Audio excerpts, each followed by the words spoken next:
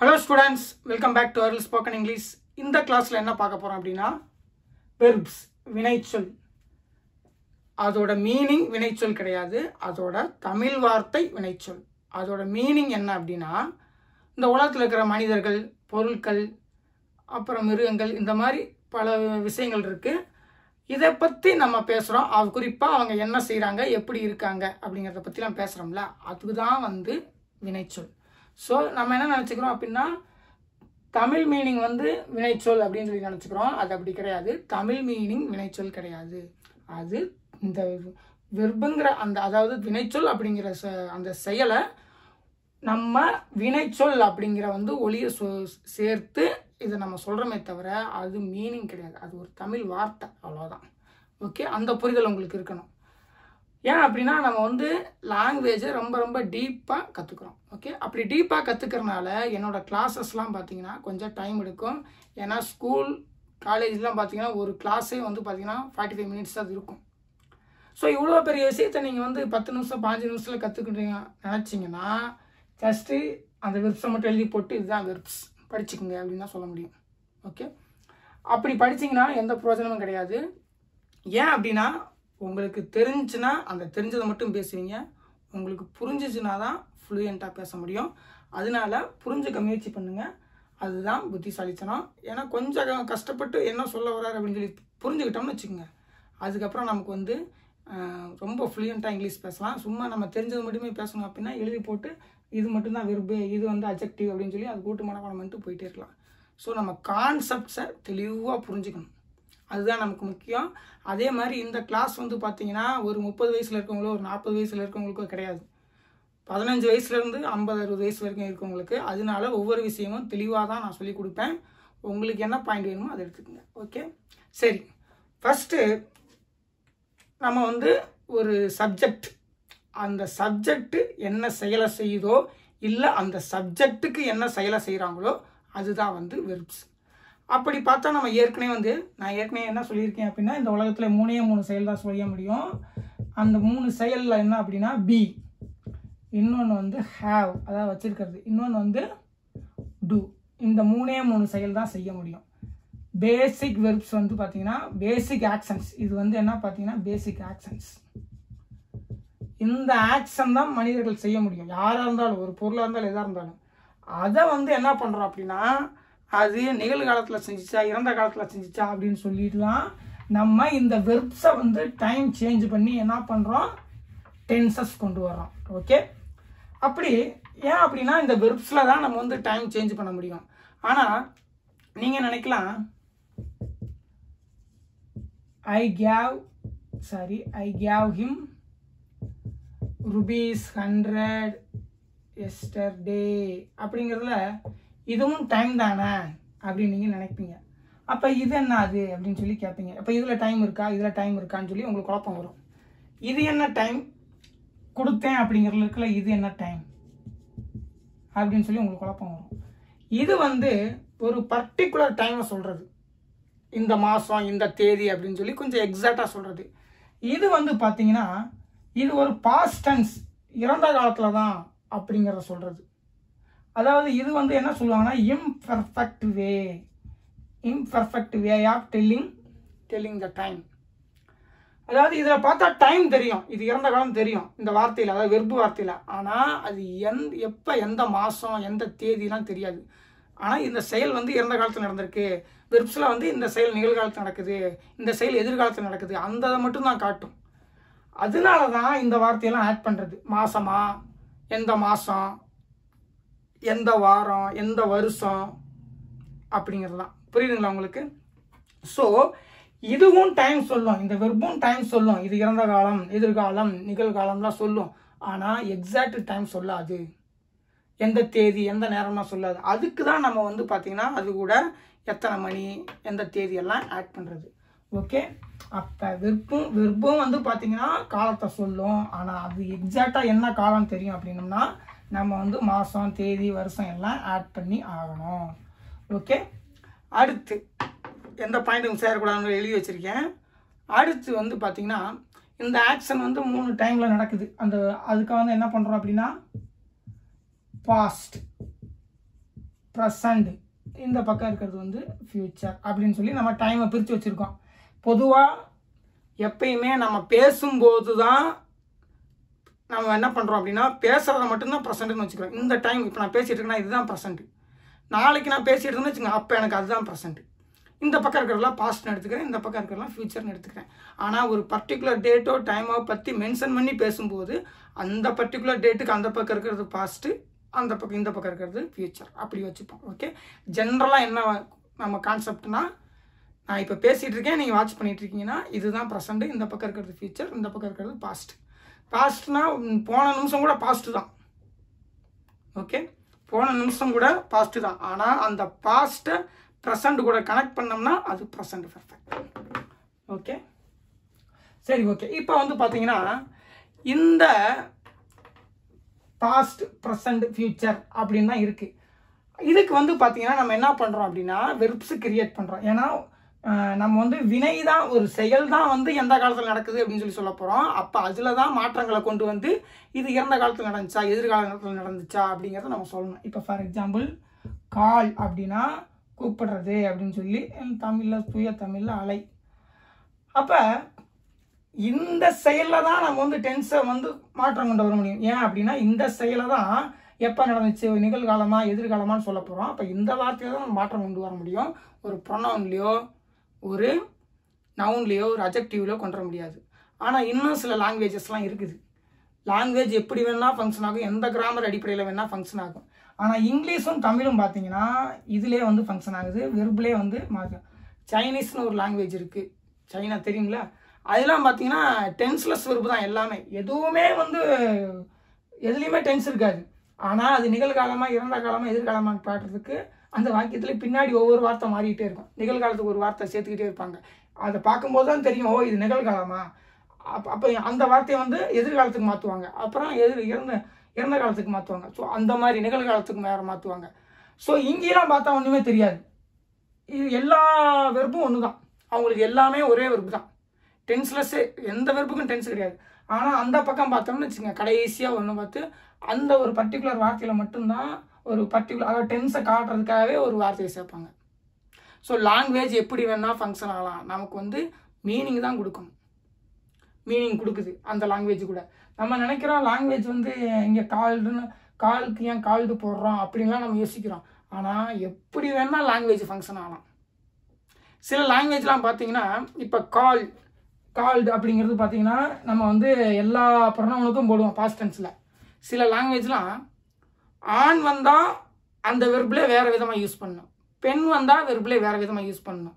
அதே மாதிரி மிருகங்கள் இதெல்லாம் வந்துச்சுன்னா அதுக்கு சேஞ்சஸ் பண்ணணும். இந்த மாதிரிலாம் லாங்குவேஜஸ் இருக்குது. ஸோ லாங்குவேஜ் வந்து பார்த்தீங்கன்னா அது மீனிங்கை கொடுக்கணும், ஜஸ்ட் அது ஒரு மீனிங்கை தான் கொடுக்கணும். ஆனால் நான் ஒவ்வொன்றுக்கும் ஒவ்வொரு விதமாக நிறையா வார்த்தைகள் வச்சுருப்பேன், எப்படி வேணால் நான் வந்து மாற்றம் பண்ணிப்பேன் அப்படின்னு ஃபங்க்ஷன் ஆகக்கூடிய லாங்குவேஜ்லாம் இந்த உலகத்தில் நிறையா இருக்குது. புரியுதுங்களா? ஒரு நீங்கள் பேசும்போது வேறு வெர்பை யூஸ் பண்ணணும், நான் பேசும்போது வேறு வெர்பை யூஸ் பண்ணணும். ஆனால் ரெண்டும் ஒரே இதுதான். சைனீஸ் லாங்குவேஜ்லாம் இருக்குது பாருங்கள், அதுக்கு பேர்லாம் டோனல் லாங்குவேஜ். டோனல் லாங்குவேஜ் என்ன தெரியுங்களா? நீ அப்படிங்கிற வார்த்தையை, ஃபார் எக்ஸாம்பிளுக்கு சொல்கிறேன், நீ அப்படிங்கிற வார்த்தையை நீ அப்படின்னு சொன்னால் அதுக்கு வேறு அர்த்தம், நீன்னு இழுத்தன்னு வச்சுக்கோங்க அதுக்கு வேறு அர்த்தம். அது பேர் தான் டோனில், அதுக்கு பேர் டோனல் லாங்குவேஜ். எப்படிலாம் உலகத்தில் லாங்குவேஜ் இருக்குது பாருங்கள். ஸோ ஒரே வார்த்தை ஒரே ஸ்பெல்லிங் தான், ஆனால் ப்ரொனவுன்சியேஷனில் ஒரு வார்த்தை இழுத்தோம்னா வேறு ஒரு அர்த்தம், அதே வார்த்தை கொஞ்சம் சுருக்கி சொன்னோம்னா வேறு ஒரு அர்த்தம். அப்படிலாம் லாங்குவேஜஸ் இருக்குது. ஸோ ஆனால் நம்ம வந்து இந்த லாங்குவேஜை கற்றுக்குறோம் அப்படிங்கிறப்ப இந்த லாங்குவேஜ், அதாவது இங்கிலீஷ் எப்படி ஃபங்க்ஷன் ஆகுது அப்படின்னு சொல்லி நம்ம கற்றுக்க போகிறோம். ஓகே, இப்போ ஒரு வெர்பை வந்து நம்ம வந்து 3 விதங்களில் சொல்லி ஆகணும். ஏன்னா நம்ம 3 இறந்த காலமாக நிகழ்காலமாக எதிர்காலத்தில் அந்த செயல் நடக்குதான்னு காட்டுறதுக்கு வெர்பில் தான் மாற்றம் கொண்டு வர முடியும். அப்போ 3 விதமாக சொல்லி ஆகணும். அப்போ என்ன பண்ணுறாங்க அப்படின்னா வெர்பில் வந்து பார்த்தீங்கன்னா கால்டு. ஃபியூச்சர் டென்ஸுக்கு பார்த்தீங்கன்னா இங்கிலீஷில் என்ன சொல்கிறாங்கன்னா ஃபியூச்சர் டென்ஸ்னு ஒன்றும் கிடையவே கிடையாதுங்கிறாங்க. ஃபியூச்சர் டென்ஸ் வந்து இருக்குது, ஆனால் அதுக்கு வெர்பு தேவை கிடையாது. ஏன்னா ஃபியூச்சர் டென்ஸுங்கிற ஒன்றும் கிடையவே கிடையாது. அது நம்மளோட ஜஸ்ட் விருப்பத்தை தான் சொல்கிறோம், அதனால அதுக்கு வெர்பே தேவை கிடையாது. அவங்க என்ன பண்ணுறாங்க அப்படின்னா வில்லு, இல்லைன்னா ஷால் இருக்குது பாருங்கள், இதெல்லாம் வந்து தன்மையை குறிக்கக்கூடியது. ஐ வில் கம், நான் வருவேன். ப்ரெசன்ட் டென்ஸில் நான் வருகிறேங்கிறது இப்போ நடந்துக்கிட்டு இருக்கு, அதில் எந்த மாற்றமும் நம்ம பண்ண முடியாது. பாஸ்ட் டென்ஸில் வந்து அப்படிங்கிறது அது எந்த மாற்றமும் பண்ண முடியாது. ஆனால் ஃப்யூச்சர் டென்ஸுங்கிறது ஒன்று இன்னும் நடக்கவே இல்லை, அதுக்கு எப்படி நீ வெறுப்பு கிரியேட் பண்ணுவேன் அப்படின்னு சொல்லி அவங்க கேட்குறாங்க. ஸோ அது வந்து என்ன சொல்கிறாங்க அப்படின்னா, ஃப்யூச்சர் டென்ஸுக்கு வெறுப்பே கிடையாது. என் கண்ணுக்கு தெரிஞ்சது வந்து ஒன்று பாஸ்ட் டென்ஸ் நடந்தது கண்ணுக்கு தெரிஞ்சிருச்சு, ப்ரெசன்ட் டென்ஸ் நடக்குது அதுவும் கண்ணுக்கு தெரியுது, ஃப்யூச்சர் டென்ஸ் இல்லவே இல்லை. அப்போ அதை நான் என்ன சொல்ல முடியும்னா என்னோட விருப்பமாக தான் சொல்ல முடியும். நான் வருவேன் போவேன் அப்படின்னு விருப்பத்தை தான் சொல்ல முடியும். இல்லைன்னா நீ கண்டிப்பாக வரணும்னு இன்னொருத்தரை வந்து இன்னொருத்தர் கண்டிப்பாக நீ நாளைக்கு ஸ்கூலுக்கு வரணும் இல்லை ஆஃபீஸ்க்கு வரணும்னு சொல்கிறாரு கூட, அது கூட அந்த சொல்கிறவரோட விருப்பம் தான். புரியுதுங்களா? ஸோ ஃப்யூச்சர் டென்ஸ்னு ஒன்று இங்கிலீஷில் கிடையவே கிடையாது அப்படிங்கிறாங்க. அப்போ நீங்கள் ஃப்யூச்சர் டென்ஸ் மீனிங் எப்படிங்க எடுத்துகிட்டு வருவீங்க அப்படின்னா, அந்த வில்லை போட்டு என் விருப்பத்தை போட்டு நான் என்ன செய்வேன்னு சொல்லிக்கிறேன். சேலை போட்டு நீ கண்டிப்பாக வரணும் அப்படின்னா you shale come to the office, நீ நாளைக்கு கண்டிப்பாக ஆஃபீஸ் வரணும், அந்த மாதிரி தான் சொல்ல முடியும். ஃப்யூச்சர் டென்ஸுங்கிறது ஒன்று கிடையவே கிடையாது அப்படின்னு சொல்லி இங்கிலீஷில் சொல்லிட்டு என்ன பண்ணிட்டாங்க, ஃப்யூச்சர் டென்ஸுக்கு வெர்பே அவங்க கிரியேட் பண்ணல. அதனால தான் என்ன பண்ணுறாங்க அப்படின்னா, ப்ரெசன்ட் டென்ஸில் இருக்கிற இந்த காலை வந்து போட்டுக்கிறாங்க. அதாவது வில், நான் விருப்பப்படுறேன், நான் என்ன விருப்பப்படுறீங்க, கால் வர்றதுக்கு விருப்பப்படுறேன், அழைக்கிறதுக்கு. கம்முன்னு இருக்குன்னு வச்சுக்கோங்க. நான் இது வந்து ப்ரெசன்ட் டென்ஸ், வருகிறேன், நான் நாளைக்கு வருவேன் அப்படிங்கிறது என்ன விருப்பம் தான். அது ஐ வில் கம். அப்போ இது ஃப்யூச்சர் டென்ஸ். அதாவது ஒன்று இது இறந்த காலத்தில் நடக்கலை, ஓகே, இப்போயும் நடந்துகிட்டு இருக்கல, அப்போ விருப்பங்கிறது எதிர்காலத்தில் தான் நடக்கும். அதே நேரத்தில் நான் விரும்பினேன்னு சொல்லலாம், அதுக்கு வந்து வேற. ஆனால் இப்போ இது ஓப்பனாக இருக்குது, இது நடக்கிறதுக்கு வாய்ப்பு இருக்குது. அப்போ இது வந்து பார்த்தீங்கன்னா அப்போ இப்போயும் நடந்துகிட்டு இருக்கல, முன்னாடி நடக்கல, அப்போ எதிர்காலத்தில் தான் நடக்கும், அதனால இது ஃப்யூச்சர் அப்படின்னு தான் நம்ம சொல்கிறோமே தவிர பியூரா ஃப்யூச்சர் அப்படின்னு சொல்லி ஒன்று கிடையவே கிடையாது. அது நம்மளுடைய விருப்பம், ஆசைகள், எண்ணம், அவ்வளோதான். I can drive the car, அது இப்போ நடக்கலை, என்னால் முடியும்னு தான் சொல்கிறேன். ஓகே, இப்போ நடந்துகிட்டு இருந்துச்சுன்னா ஐ ஆம் டிரைவிங் த கார்னு சொல்லுவேன். ஓகே, ஃப்யூச்சர் டென்ஸை பற்றி நம்ம இன்னும் தெளிவாக சொல்லுவோம். இருந்தாலும் நம்ம வெர்ப்ஸ் படிக்கிறதுனால ஏன் இங்கிலீஷில் ஃப்யூச்சர் டென்ஸுக்குன்னு தனி வெர்ப் இல்லை அப்படின்னு சொல்லி நீங்கள் தெரிஞ்சுக்கணும். இந்த கிளாஸ் பார்த்தீங்கன்னா வெர்ப்ஸை பற்றி ஒரு ஓவரால் கான்செப்ட்ஸ் உங்களுக்கு புரியணும். அதே நேரத்தில் முதல்ல கேட்கும்போதே எனக்கு எல்லாமே புரிஞ்சிடும் அப்படின்னு சொல்லி நீங்கள் நினைக்கக்கூடாது.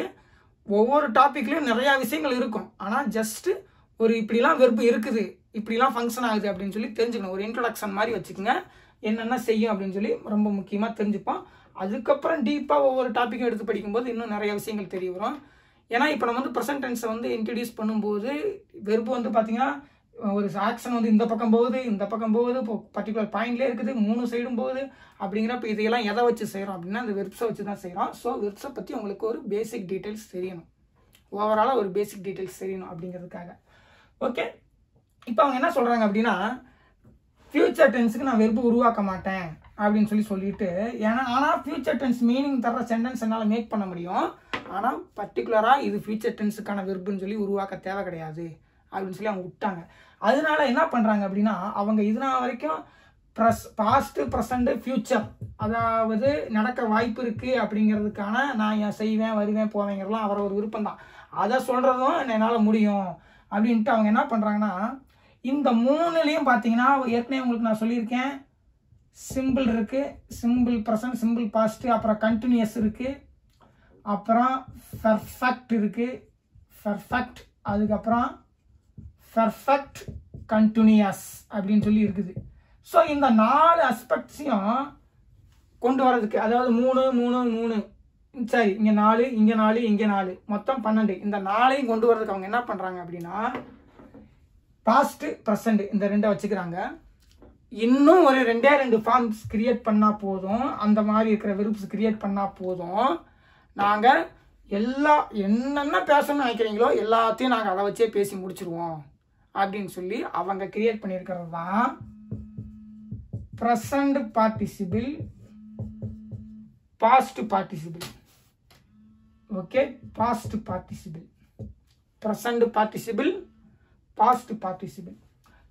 இந்த அதாவது இதில் வந்து பார்த்தீங்கன்னா ஆக்ஷன் இருக்குது, பாஸ்டில் ஆக்ஷன் இருக்குது, டைம் வந்து பார்த்தீங்கன்னா பாஸ்ட். டைம் வந்து பார்த்தீங்கன்னா பாஸ்ட். கால்டில் பார்த்தீங்கன்னா கால் தான் கால்டு தான் ப்ரெசண்ட்டு. கால்டு தான் பாஸ்ட்டு, கால் வந்து ப்ரெசண்ட்டு. இதில் பார்த்தீங்கன்னா ஆக்ஷன் இருக்குது. அப்போ டைம் வந்து ப்ரெசண்ட், இப்போ நடந்துக்கிட்டு இருக்கு அப்படிங்கிறதாங்க. ஓகே, அதுக்கப்புறம் அவங்க இன்னும் ரெண்டே கிரியேட் பண்ணி நாங்கள் எல்லா சென்டென்ஸையும் ஃபார்ம் பண்ணிடுவோம் அப்படின்னு சொல்லி சொல்கிறாங்க. அது என்ன அப்படின்னா, இதில் வந்து பார்த்தீங்கன்னா காலிங், இதில் வந்து ஆக்ஷன் வந்து ஆக்டிவ், ஆனால் டைம் வந்து கிடையாது, நோ டைம். இதில் வந்து பார்த்தீங்கன்னா action active, no time.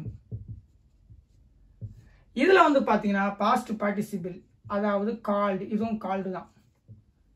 Okay, இது மாதிரியே இருக்கும் பாஸ்ட் மாதிரியே, ஆனால் அது பாஸ்ட் பார்ட்டிசிபிள். பார்ட்டிசிபிள்னா டென்ஸ் தெரியல அப்படின்னு சொல்லி அர்த்தம். ஆக்ஷன் மட்டும்தான் இருக்குது. ஏன் ஆக்ஷன் மட்டும்தான் இருக்குது? வெர்புனா ஆக்ஷன் இருந்தால் நான் ஆக்ஷனே இல்லாத வெர்பு கிடையாது. ஓகே, ஆனால் டைம் இல்லாமல் வச்சுக்க முடியும். ஏன்னா நம்ம வந்து எல்லாத்துக்கும் போட போகிறோம் அப்படிங்கிறதுனால இதை டைம் எடுத்துட்டோம்னா 3க்கும் யூஸ் பண்ணிடலாம் அப்படின்னு அந்த இதை மனிதர்கள் தான் உருவாக்கியிருக்காங்க வேணும்னே. நம்ம அப்படி பேசணுங்கிறதுக்காக உருவாக்கப்பட்டது தான் அது. ஓகே, அப்போ இதில் வந்து பார்த்தீங்கன்னா ஆக்ஷன் இருக்குது, ஆனால் நோ டைம். ஸோ அவங்க என்ன சொல்கிறாங்க அப்படின்னா past, present participle, past participle, இந்த 4 வெர்பை வச்சே நாங்கள் எல்லா சென்டென்ஸும் ஈஸியாக பேசி முடிச்சிருவோம் அப்படின்ட்டு இந்த 4க்கு தான் அவங்க வெர்பு கிரியேட் பண்ணியிருக்காங்க. ஓகே, இது உங்களுக்கு தெரியணும், வெர்பை பற்றி அடிப்படையாக தெரியணும். அப்போ தான் வந்து நம்ம அடுத்தடுத்த கிளாஸ்லாம் வந்து நிறைய டென்சஸ் மேக் பண்ணும்போது என்ன இது வெறும் வெர்பாக வந்துகிட்டு இருக்கு, ஆனால் இதை பற்றி நமக்கு ஒன்றுமே தெரியலையே அப்படிங்கிற மாதிரி உங்களுக்கு இருக்கும். ஸோ அதனால தான் இந்த வெர்ப்ஸை வந்து இன்ட்ராக்ஷன் பண்ணிட்டேன். ஏன் அப்படின்னா மொட்டையாக எடுத்தோடனே நான் வெர்ப்ஸை சொல்லியிருந்தேன் அப்படின்னா உங்களுக்கு ஏதோ ஒரு ஆக்ஷன் வார்த்தை தான் சொல்கிறாரு அப்படின்னு சொல்லி நீங்கள் நினச்சிக்கிட்டு இருந்திருப்பீங்க. ஆனால் அது எப்பேற்பட்ட ஆக்ஷன்ஸ் எல்லாம் செய்யுது அப்படின்னு சொல்லி ப்ரெசன்ட் டென்ஸ் சென்டென்ஸ் ஃபார்மேஷனில் உங்களுக்கு தெரிஞ்சிருக்கும். அப்போ கண்டிப்பாக நம்ம வெர்பை பற்றி தெரிய வேண்டிய சூழ்நிலைக்கு வந்துட்டோம். ஸோ அவங்க என்ன சொல்கிறாங்க, பாஸ்ட், ப்ரெசண்ட்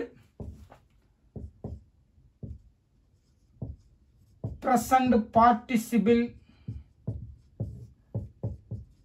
பாஸ்ட் பார்ட்டிசிபிள், இந்த 4 வெர்பே போதும், நாங்கள் எல்லாத்தையும் முடிச்சிருவோம் அப்படின்னு சொல்லி சொல்கிறாங்க. சரி, இந்த 4 வெர்பு அவங்க எதுக்கு உருவாக்கணும்? பேசிக் ஆக்ஷன்ஸ் தான். எதுக்கு உருவாக்கணும்? பி, ஹேவ், அப்புறம் டு, இதுதான் ஆக்ஷன்ஸ் இருக்குது. அப்போ இதுக்கு தான் இவங்க இந்த வெர்பெலாம் உருவாக்கணும். அப்போ அவங்க என்ன பண்ணுறாங்க அப்படின்னா இந்த 4 காலத்துக்கு வெர்பை உருவாக்கணும். அதே நேரத்தில் அவங்க யார் அந்த செயலை செய்ய போகிறாங்க அப்படிங்கிறதுக்கு உருவாக்கணும். அது யார் அப்படின்னா நான் ஏற்கனவே சொல்லியிருக்கேன், I, we, you, he, she, it, they. இந்த 7 பேர் வந்து இந்த உலகத்தில் இருக்கிற எல்லா பொருளையும், மிருகங்களையும், மனிதர்களையும், இடங்களையும் ஈஸியாக ரெப்ரசன்ட் பண்ணி கொண்டு வந்துடுவாங்க. தேனா அவர்கள், அவைகள், பொருட்களையும் சொல்லிக்கலாம், மனிதர்களையும் சொல்லிக்கலாம். இட்டுனா அது பொருள், இடம் எல்லாத்தையும் சொல்லிக்கலாம். சீனா ஒரு பெண், ஒரு குறிப்பிட்ட ஒரே ஒரு பெண்ணை சொல்கிறது. ஹீனா ஒரே ஒரு ஆண்.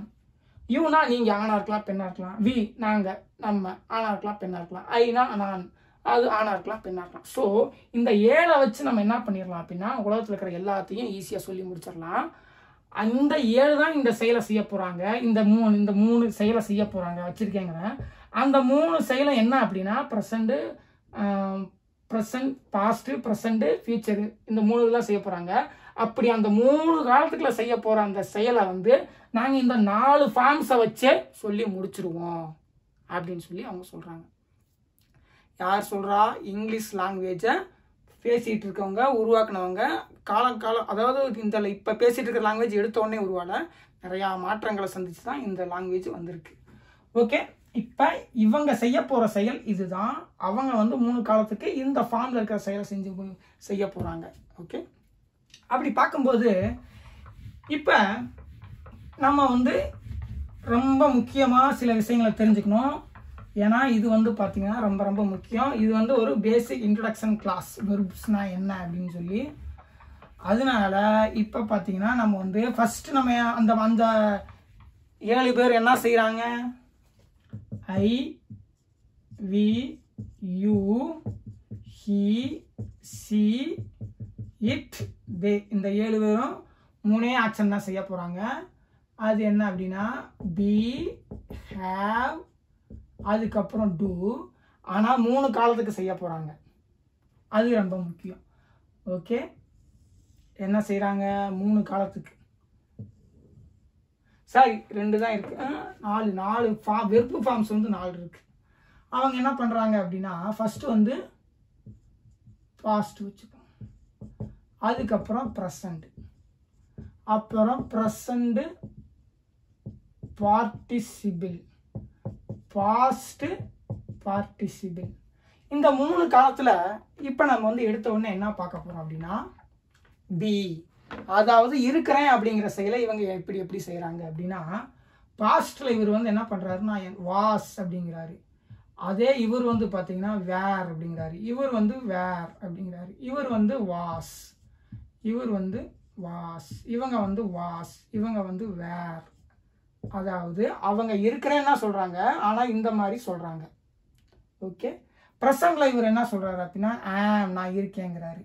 We are, you are, he is, am is, sorry, it is, they are.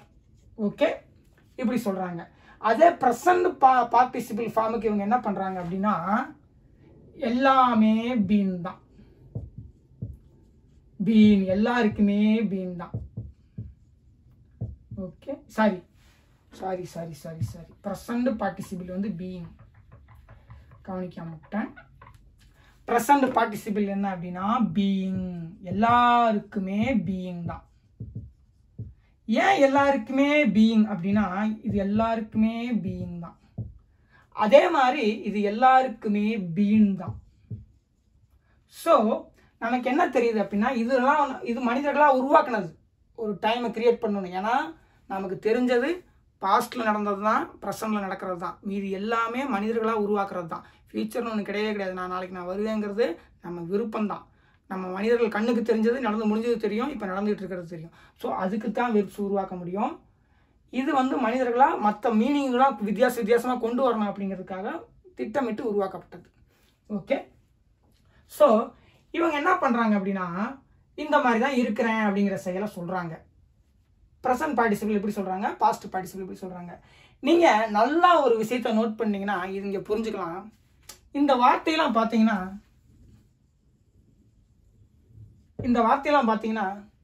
ரொம்ப ரொம்ப சிம்பிளாக இருக்கும் உச்சரிக்கிறதுக்கு. Being, been, is, were, was, இந்த மாதிரி ரொம்ப ரொம்ப சிம்பிளாக தான் இருக்கும். ரொம்ப பெரிய வார்த்தையை அவங்க வந்து இந்த வெர்புக்கு யூஸ் பண்ண மாட்டாங்க, அதாவது பேசிக் வெர்புக்கு. ஏன் அப்படின்னா இதெல்லாம் வந்து அவங்க சென்டென்ஸ்லாம் அடிக்கடி உச்சரிச்சுக்கிட்டே இருப்பாங்க, அதாவது சொல்லிக்கிட்டே இருப்பாங்க. அப்போ இதையே வந்து ரொம்ப பெரிய வெர்பாக உருவாக்கி வச்சுருந்தோம்னா அதுக்கப்புறம் அடுத்த ஏன்னா சில நேரங்களில் நம்ம என்ன பண்ணுறோம், பல நேரங்களில் ஒரே சென்டென்ஸில் ஒருத்தர் 2-3 ஆக்ஷன் செய்கிறாரு அப்படின்னு சொல்லி பேசுகிறோம். நான் படித்து கொண்டிருக்கிறேன்கிறல நான் 2 செயலை செய்கிறேன், இருக்கிறேங்கிற செயலை செய்கிறேன், படிச்சுக்கிட்டு இருக்கேங்கிற செயலையும் செய்கிறேன்.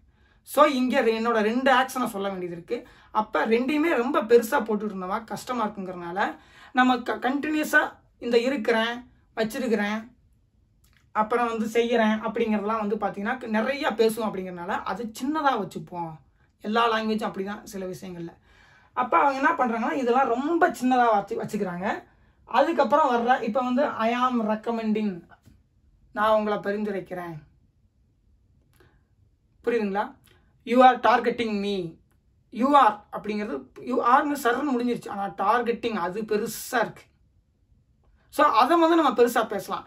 அடிக்கடி இதெல்லாம் யூஸ் பண்ணுவோம். அப்படிங்கிறனால சென்டென்ஸ் நல்லா குயிக்காக பேசணும். அப்படிங்கிறனால எல்லா லாங்குவேஜ்லேயும் இந்த மாதிரி அடிக்கடி வர்ற வார்த்தைகள் வந்து ஒரு சென்டென்ஸ் ஃபார்மேஷனுக்கு ரொம்ப சின்னதாக தான் இருக்கும். ஓகே, இப்போ நீங்கள் வந்து கேட்கலாம், இதுக்கு வந்து ஆம் போட்டிருக்காங்க, இதுக்கு ஆர் போட்டிருக்காங்க, இதுக்கு வந்து இஸ் போட்டிருக்காங்களே, ஏன் எல்லாத்துக்கும் ஒரே மாதிரி இங்கே போட்ட மாதிரி போட்டிருக்கலாமே? அதுதான் சி, ஹி இதெல்லாம் தனித்தனியாக தானே இருக்குது. அப்போ ஹி இஸ், இட் இஸ் அப்படின்னு சொல்லும்போது ஐஸ் அப்படின்னு சொல்லி ஈஸியாக சொல்லியிருந்துருக்கலாமே அப்படின்னு சொல்லி.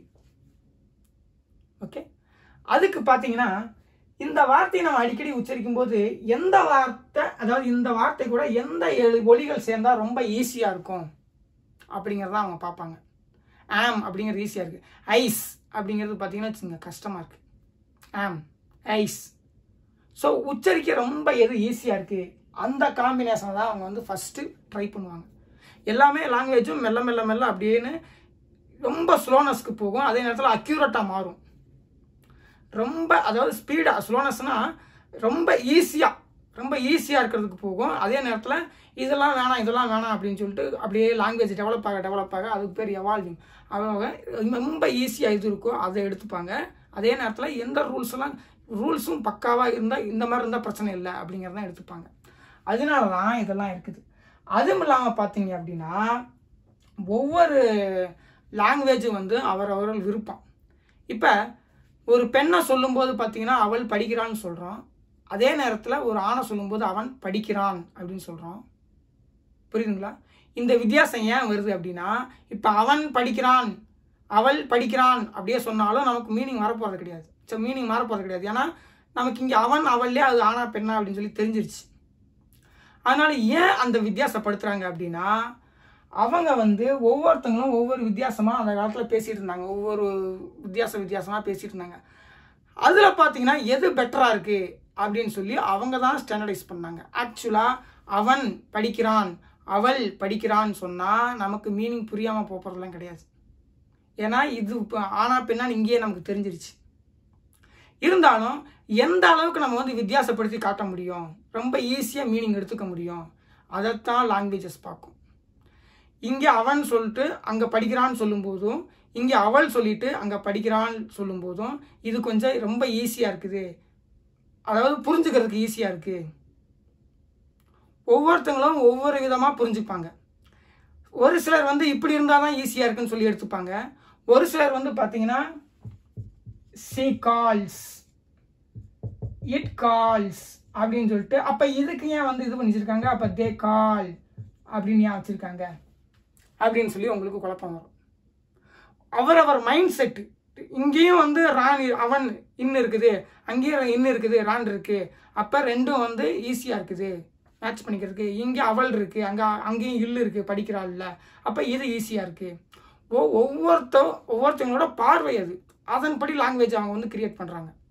இதில் வந்து பார்த்தீங்கன்னா நம்ம வந்து இது இப்போ இந்த ரீசனுக்காக தான் இருக்குது, அந்த ரீசனுக்காக தான் இருக்குது அப்படின்னு சொல்லி எக்ஸாக்டாக இதில் நம்ம வந்து மீனிங் எடுக்க முடியாது. அது அவரவர் விருப்பம். உங்களுக்கு வந்து ஒரு சிலருக்கு வந்து பார்த்தீங்கன்னா தயிர் சாதம் பிடிக்கலாம், ஒரு சிலருக்கு ரசம் பிடிக்கலாம், ஒரு சிலருக்கு சாம்பார் பிடிக்கலாம், அந்த மாதிரி தான் இது. இதெல்லாம் பார்த்தீங்கன்னா இது அப்படி தான் ஃபங்க்ஷன் ஆகும். அதே நேரத்தில் இதை வந்து காலங்காலமாக சொல்லிட்டு வரனால நமக்கும் அப்படியே பழக்கமாயிடுது, நம்மளும் அதுக்கு ட்ரெயின் ஆகிடுறோம்.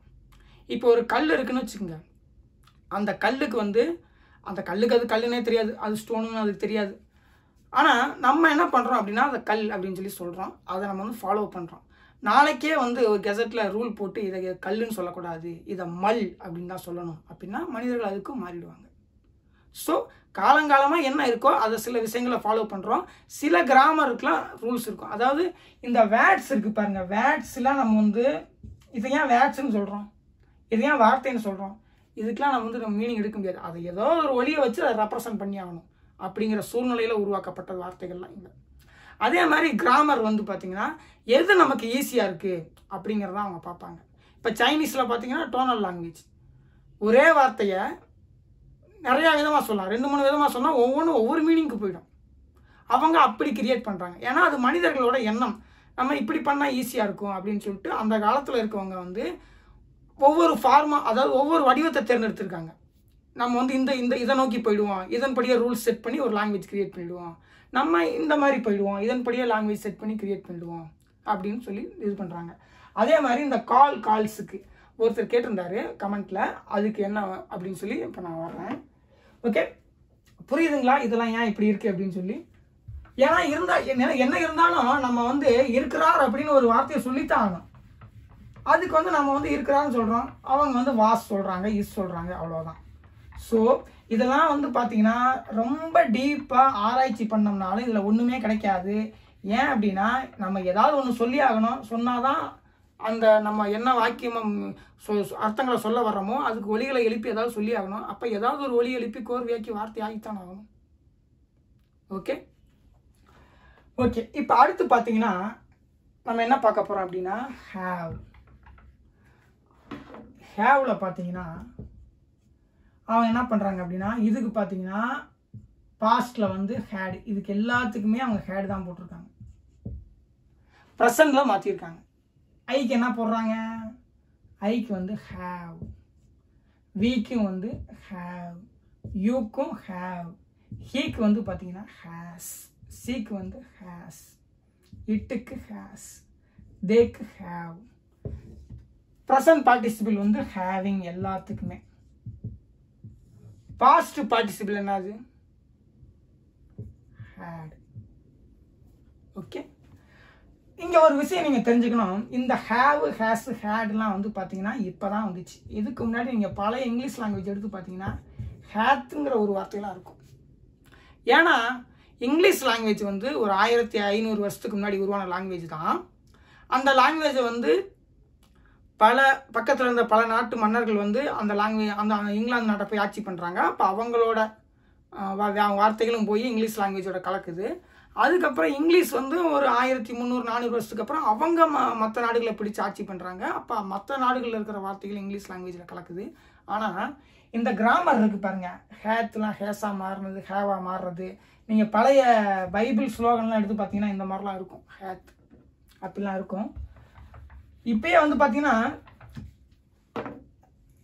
தோ, தீ, அதுதான் வந்து பார்த்தீங்கன்னா பழைய இங்கிலீஷ் லாங்குவேஜில், அதாவது old English, middle English, modern இங்கிலீஷில் early modern English, later modern English அப்படின்லாம் சொல்லுவாங்க. ஸோ அதில் பார்த்தீங்கன்னா இந்த நீன்னு இருக்கு பாருங்க, தமிழில் நம்ம சொல்கிறோம்ல நீ, நீங்கள், இந்த நீ வந்து இதுதான் தோ, தீ, தோ, தீ, நீ, தோ, உன்னை, தீ. ஆனால் இப்போ அவங்க இந்த தோ, தீயை தூக்கிட்டு யூ தான் போடுறாங்க, ரெண்டுக்குமே யூ. என்ன, நீங்கள், உங்களை. ஏன் அப்படின்னா இது மரியாதை இல்லாத வார்த்தையாக இருக்குது. ஸோ லாங்குவேஜ் வந்து பார்த்தீங்கன்னா காலகாலமாக வந்து இந்த மாதிரிலாம் மாறிக்கிட்டே இருக்கும். புரியுதுங்களா?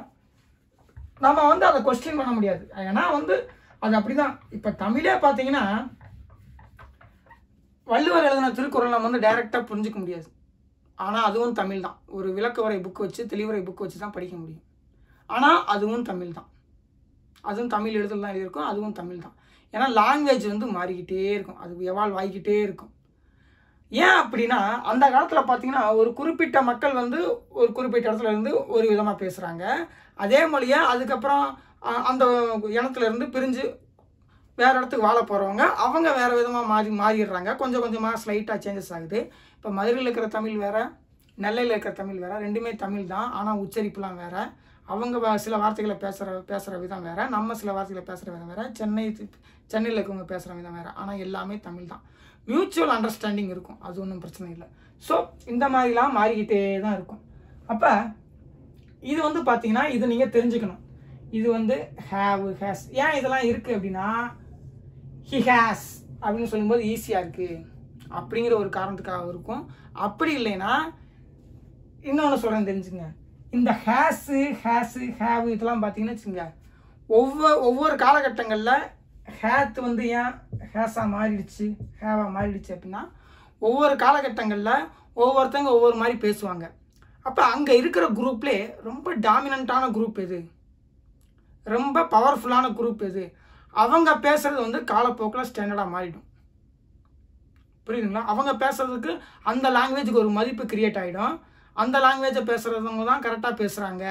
ஏன்னா அவங்க சொசைட்டியில் வந்து பார்த்திங்கன்னா ஒரு பெரிய பணக்காரங்களாக இருக்கலாம், இல்லைன்னா ஒரு ராஜாக்கள் வம்சத்தில் இருந்திருக்கலாம் அந்த காலத்தில். அப்போ அவங்க என்ன நினைப்பாங்கன்னா அவங்க பேசுகிற லாங்குவேஜ் கரெக்டு, அது மாதிரி பேசினா தான் நம்ம இங்கே வந்து சர்வை பண்ண முடியும், அதை வாழ முடியும் அப்படின்னு சொல்லிட்டு அவங்க குரூப்பில் ஒரு ஆளை நம்ம காட்டிக்கணும்னு சொல்லிட்டு என்ன பண்ணுவாங்கன்னா அந்த லாங்குவேஜை பெரிய லாங்குவேஜாக மாற்றிடுவாங்க. அப்போ எல்லாரும் அதை ஃபாலோ பண்ண ட்ரை பண்ணுவாங்க. அப்போ லாங்குவேஜ் வந்து அந்த மாதிரி போயிடும். புரியுதுங்களா? ஸோ அதுக்கடுத்து நம்ம வந்து என்ன பார்க்க போகிறோம் அப்படின்னா, ஏன் அப்படின்னா இது வந்து இந்த மாதிரி கிரியேட் பண்ணியிருக்காங்க அப்படிங்கிறதுக்காக நான் சொல்கிறேன். இன்னும் உங்களுக்கு வெர்ப்ஸை பற்றி நிறைய சொல்லிக் கொடுக்கணும். அப்போ தான் வந்து உங்களுக்கு புரியும் வெர்ப்ஸ் வந்து எப்படி ஃபங்க்ஷன் ஆகுது அப்படின்னு சொல்லி.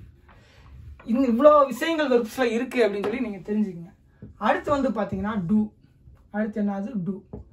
டூவில் பார்த்தீங்கன்னா பாஸ்டில் வந்து டிட், எல்லாத்துக்குமே டிட்டு தான். ஆனால் இது ப்ரெசண்டில் பார்த்தீங்கன்னா டூ வி வந்து டூ, ஹீ சி இட் இது 3 வந்து பார்த்தீங்கன்னா டஸ், இது வந்து பார்த்தீங்கன்னா டூ. ப்ரெசண்டில் வந்து பார்த்தீங்கன்னா இது டூயிங், இது வந்து டன் அப்படின்னு சொல்கிறோம். நீங்கள் நினைக்கலாம் இந்த வெர்பில் தான், அதாவது ஒரு செய்கிற வெர்பில் தான் என்ன வருது அப்படின்னா கால், அட்டாக், இந்த மாதிரி நம்ம செய்கிற செயல்கள்லாம் இந்த இதில் தான் வகைப்படுத்துகிறோம்.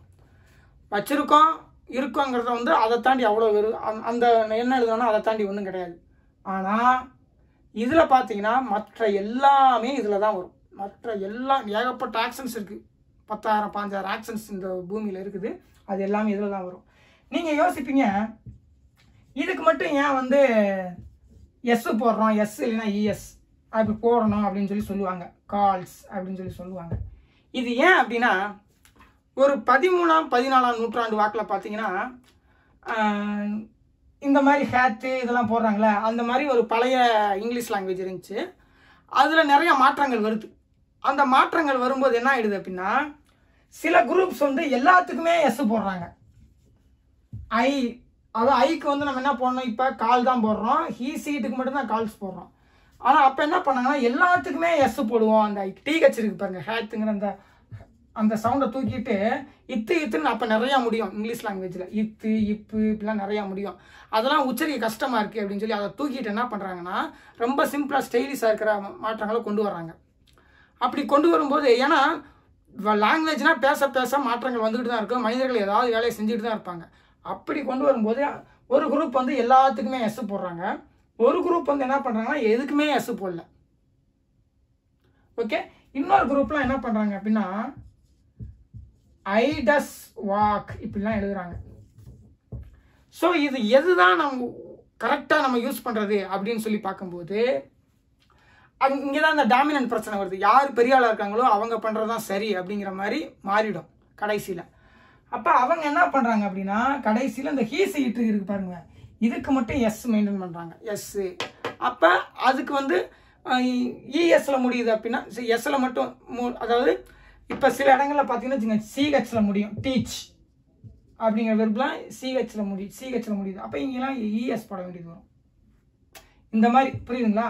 ஆனால் அவங்க இந்த எஸ் அப்படிங்கிற அந்த சவுண்டில் முடியணும் அப்படின்னு சொல்லி அங்கே தான் இந்த ரூல்ஸ்லாம் அவங்க செட் பண்ணுறாங்க. இதில் இதை தாண்டி எந்த காரணமும் கிடையாது. ஏங்க ஹீ சீட்டுக்கு மட்டும் போடுறீங்க, தேர்ட் பர்சன் சிங்குலர் அப்படின்னு சொல்லி சொல்லுவாங்க. சரி, அந்த தேர்ட் பர்சன் சிங்குலருக்கு நம்ம வந்து ஹீ சீட்டுக்கு நம்ம வந்து கால்ஸ் போடுறோம், ஓகே எஸ் போடுறோம். ஆனால் அதுக்கு மட்டும் ஏன் கொண்டு வந்தீங்க அப்படின்னா அதுக்கு தாண்டி ரீசன் கிடையாது. அப்படின்னா நீங்கள் அதுக்கு மட்டும் ஏன் கொண்டு வந்தீங்க? அப்போ வந்து பாஸ்ட் டென்ஸில் வந்து கால்டுக்கு எல்லாத்துக்கும் ஏன் கால்டு போடுறீங்க, எல்லாத்துக்குமே ஏன் ஹேடு போடுறீங்க? அப்போ இங்கே மாற்றினீங்க அப்படின்னா நீங்கள் அங்கேயே மாற்றிருக்கணும்ல. ஸோ இதில் வந்து பார்த்தீங்கன்னா இதுதான் ஸ்டாண்டர்டான ரூல்ஸு அப்படிலாம் எதுவுமே கிடையாது. அந்தந்த காலகட்டங்களில் அப்படியே செட் பண்ணிக்கிட்டே வர்றாங்க. அதுக்கப்புறம் இனிமேல் வந்து எந்த மாற்றமும் நடக்காது அப்படிங்கிறது வந்து பார்த்தீங்கன்னா 1800 1900 வாக்கில் அந்த மாதிரி அப்படியே செட் ஆயிடுச்சு. அதுக்கு முன்னாடி வரைக்கும் அப்படியே மாற்றங்களாக நடந்துக்கிட்டே வந்துக்கிட்டே இருக்குது. அதுக்கப்புறம் டெக்னாலஜிலாம் நல்லா இம்ப்ரூவ் ஆகவும் பேசின லாங்குவேஜில் இப்போலாம் ரொம்ப பெரிய மாற்றம் யாராலையும் பண்ண முடியாது. ஏன்னா ஒரு லாங்குவேஜுங்கிறது இந்த குரூப்புக்கும் அந்த குரூப்புக்கும் தெரியல அப்படிங்கிறனாலையும் இல்லை சிலர் வந்து வேணும்னே மாற்றங்களை கொண்டு வராங்க அப்படிங்கிறனாலையும் தான் லாங்குவேஜில் மாற்றம் வரும். ஆனால் எல்லாருக்குமே ஒரு விஷயம் தெரிஞ்சிருச்சு, ஸ்டாண்டர்ட் ஆகிடுச்சு அப்படின்னா அடுத்து மாற்றுறது ரொம்ப ரொம்ப கஷ்டம். உங்களுக்கு இன்னும் தெளிவாக புரியல அப்படின்னு சொல்லி சொன்னால் இப்போ பார்த்தீங்கன்னா தமிழில் அண்ணாமலை படம் பார்த்துருப்பீங்க நீங்கள். அண்ணாமலை படத்தை போஸ்டர் எடுத்து பார்த்தீங்கன்னா இப்படி தான் எழுதியிருப்பாங்க, 3 சொல்லி நான் போட்டு இது ஒரு எனக்கு எழுத வரல, இது சரி இப்போ பழைய எழுத்து இது இப்படி தான் எழுதியிருப்பாங்க. ஏன் அப்படின்னா அந்த காலத்தில் தமிழில் வந்து பார்த்தீங்கன்னா இதுதான் 3 சொல்லி நான் இன்றைக்கி நமக்கு துணைக்கால் போடுறோம். லையை வந்து எப்படி போடுறோம், இப்படி போடுறோம். இந்த லையை வந்து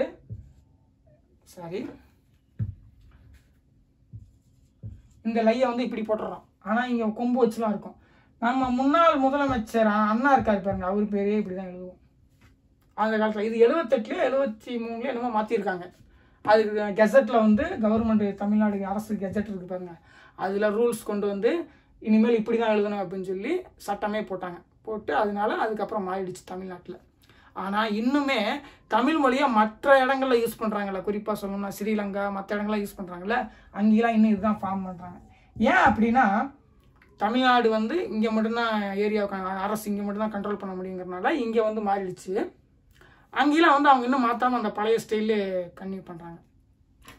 ஏன் நான் சொல்ல வரேன்னா, இப்படியெல்லாம் வந்து நம்ம கண்ணுக்கு தெரிஞ்சது இப்போ ரூல்ஸ் போட்டு கெசட்டில் வெளியிட்டு மாற்றினது. அப்போ இதுக்கு முன்னாடிலாம் எவ்வளோ மாற்றங்களை வந்து லாங்குவேஜ் சந்திச்சுக்கிட்டே இருந்திருக்கோம். இன்றைக்கி அந்த காலத்தில் பேசின தமிழ் இந்த காலத்தில் நம்ம பேசுகிறதே கிடையாது. அப்போ எவ்வளோ மாற்றங்களை லாங்குவேஜ் சந்திச்சுக்கிட்டே இருக்கும் யோசிச்சு பாருங்கள். புரியுதுங்களா? ஸோ லாங்குவேஜை அதனோட அது எப்படி ஃபங்க்ஷன் ஆகுதுன்னு சொல்லி தெரிஞ்சுக்கணுமே தவிர குருட்டு மனப்பாடம் பண்ணக்கூடாது. இதெல்லாம் நான் ஏன் சொல்கிறேன் அப்படின்னா, ஸோ அது இப்படிலாம் லாங்குவேஜ் ஃபங்க்ஷன் ஆகுது அப்படின்னு சொல்லி தெரிஞ்சாதான் அதை நம்ம புரிஞ்சிக்க முடியும். ஒரு லாங்குவேஜ் ஃபங்க்ஷனிங் தியரியை நம்ம புரிஞ்சுக்கிட்டாதான் நம்ம அதை ஈஸியாக அணுக முடியும். இல்லைன்னா அது ஏன் அப்படி இருக்குது அப்படி இருக்குன்னு நமக்கு டவுட் இருந்துக்கிட்டே இருக்கும். இது கூட்டம் ஏதோ நம்ம பேசி தொலைணுமே அப்படிங்கிறதுக்காக வேறு வழி இல்லாமல் அந்த வார்த்தையை வந்து மனசை ஏற்றுக்காமல், மனசு அதை பற்றி புரிதல் இல்லாமல் நம்ம கடமைக்கு பேசிகிட்டு இருப்போம். புரியுதுங்களா? ஓகே, இப்போ வந்து பார்த்தீங்கன்னா இந்த 3 ஆக்ஷன்ஸ் இருக்குது, அதுக்கு இவ்வளோ கிரியேட் பண்ணியிருக்காங்க. இப்போ அடுத்து நம்ம என்ன பார்க்க போகிறோம் வெர்ப்ஸ் அப்படின்னு சொல்லி பார்த்தோம்னா, கொஞ்சம் போர்டை அழிச்சுக்கிறேன். ஏன்னா உங்களுக்கு வந்து இதெல்லாம் தெரிஞ்சாதான் ஒரு வினைச்சொல் மேலே ஒரு புரிதல் ஏற்படும். அதுக்கப்புறமா நீங்கள் வந்து டென்ஸ்லாம் யூஸ் பண்ணுறதுக்கு உங்களுக்கு ரொம்ப சிம்பிளாக இருக்கும். ஓ, இவ்வளோ விஷயங்கள் இருக்கா இந்த வெர்ப்ஸில் அப்படின்னு சொல்லி. அதுக்காக ஏன்னா மொட்டையாக வந்து இது இந்த பக்கம் போகும் அந்த பக்கம் போகும் அப்படின்னு நான் சொன்னோம்னா வச்சுக்கோங்க, இந்த என்ன வார்த்தை இது ஏன் இவ்வளோ வேலையை செஞ்சுட்டு தெரியுது அப்படிங்கிற மாதிரி உங்களுக்கு கன்ஃபியூஷன் இருக்கும். ஓகே, இப்போ இன்னொன்று உங்களுக்கு சொல்கிறேன் தெரிஞ்சுக்கங்க. அப்படி அந்த 4 ஃபார்ம்ஸ் கிரியேட் பண்ணுறோம்ல, past, present, present participle, past participle. அதில் வந்து பார்த்தீங்கன்னா ரெகுலர், இர்ரெகுலர் அப்படின்னு சொல்லி 2 இருக்கு. Regular form, irregular form. அதாவது ரெகுலர் ஃபார்ம் அப்படின்னு சொல்லி என்ன பார்த்தோம்னா, யூஸ் அப்படிங்கிறது ரெகுலர் ஃபார்ம். இதை ஏன் ரெகுலர் ஃபார்ம் சொல்கிறோம்னா, இது கூட இது வந்து பார்த்தீங்கன்னா ப்ரெசண்ட்டு, இது வந்து பாஸ்ட்டு, இது வந்து பார்த்தீங்கன்னா ப்ரெசண்ட் பார்ட்டிசிபிள், இது வந்து பார்த்தீங்கன்னா பாஸ்ட் பார்ட்டிசிபிள். ஸோ இங்கே வந்து பார்த்தீங்கன்னா அது எப்படி இருக்கும் அப்படின்னா, யூஸ்டு, பாஸ்ட் ப்ரெசன்ட், இது இங்கே வந்து யூஸிங், யூஸ்டு, இப்படி தான் இருக்கும். அதாவது 3 ஃபார்மும் கிட்டத்தட்ட ஒரே மாதிரி இருக்கும். நம்ம ஈஸியாக இப்படி தான் இருக்கும்னு சொல்லி கணிச்சிடலாம். கால்டு, காலிங், மறுபடியும் கால்டு, இந்த மாதிரி ஈஸியாக தான் இருக்கும். இங்கே இருக்கிறதா இங்கே இந்த ரெண்டும் ஒரே மாதிரி தான் இருக்கும், சிம்பிளாக தான் இருக்கும், எந்த பெரிய மாற்றமும் இருக்காது. இதுக்கு பேர் ரெகுலர். அதாவது ஒரு வெர்பு எல்லா ஃபார்ம்லையும் நம்ம ஈஸியாக கணிச்சிட முடியும் அப்படிங்கிற ஃபார்மில் இருக்கிறது வந்து ரெகுலர். ஆனால் சில இதெல்லாம் இருக்குது. சிலது எப்படி இருக்கும் அப்படின்னா, இப்போ வந்து பார்த்தீங்கன்னா இர்ரெகுலர் அப்படிங்கிறது டேக், இங்கே பார்த்தீங்கன்னா ஃபார்மே மாறிடும். டுக், டேக்கிங், டேக்கன். ஸோ இதெல்லாம் பார்த்தீங்கன்னா டோட்டலாகவே இங்கே வந்து டேக்கடு கிடையாது, டுக். இங்கே வந்து பார்த்தீங்கன்னா இங்கேயும் டேக்கடு கிடையாது, டேக்கன். இந்த மாதிரி ஃபார்ம் மாற்றிடும். இதுக்கெல்லாம் பேர் என்ன சொல்கிறாங்க அப்படின்னா இர்ரெகுலர். புரியுதுங்களா? வெர்ப்ஸில் எவ்வளோ இருக்குது அப்படின்னு சொல்லி இர்ரெகுலர். ஆனால் இந்த ரெகுலர் இருக்குது பாருங்க, ரெகுலரில் பொதுவாக வந்து